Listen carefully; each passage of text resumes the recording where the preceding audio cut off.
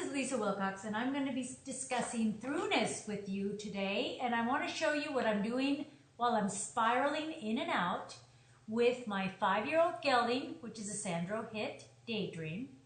And as you can see here, I'm asking for just enough flexion to see the inside eye. My hands are in a relatively wider hand positioning. Now, the transitions that I'm making are very small, they're very subtle, they're not necessarily visual to the naked eye. This happens to be a very large 5-year-old. He's over 18 hands. Now I have to be very, very careful. As you can see, as I spiral down to the 10-meter volta, he begins to lose his balance occasionally, but I cannot have a large reaction from my hand or my seat. I don't want him to lose his balance that much more. So in the moment that you see him come above the bit, I don't pull and pull him round. I steady my hand, close my fist, and continue to drive till he stabilizes into the contact again. And here, I'm again spiraling down, circle for circle, to a 10-meter volta.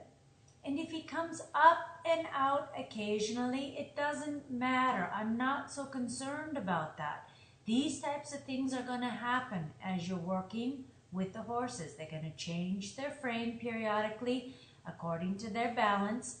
When we ask them to go down on smaller circles, that requires quite a bit of balance. So be prepared to help them. And helping them just means be quiet.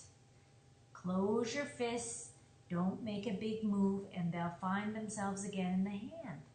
And that's why I'm showing you with this guy, O'Day, he sometimes comes above the vertical, then he settles down, back down into the bridle, then he comes above the vertical.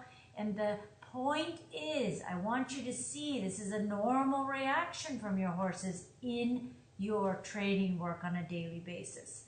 What you're working for is to stabilize that frame throughout the work, but I can't expect it to be perfect. And when I spoke about this in my article, I said take your time in the transitions.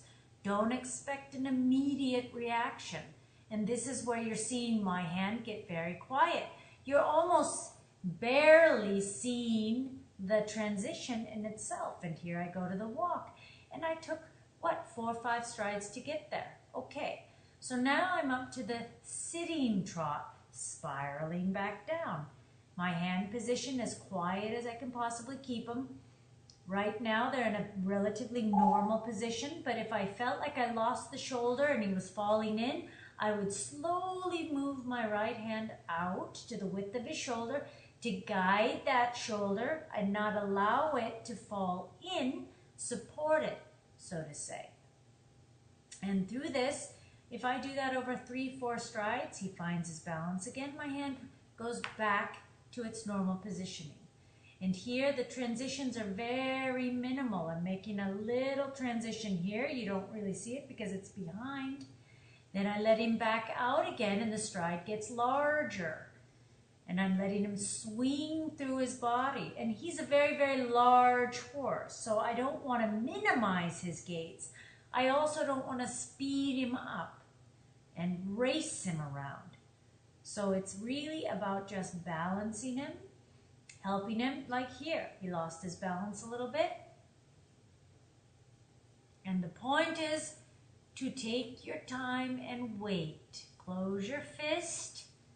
Give him some support that way, and then as soon as he finds his balance, he'll be soft in your hand again.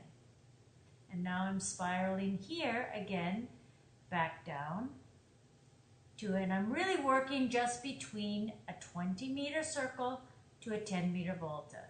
Okay, so back down to a walk transition and to the canter. And it's all the same. Now here you're catching almost a 10-meter volta.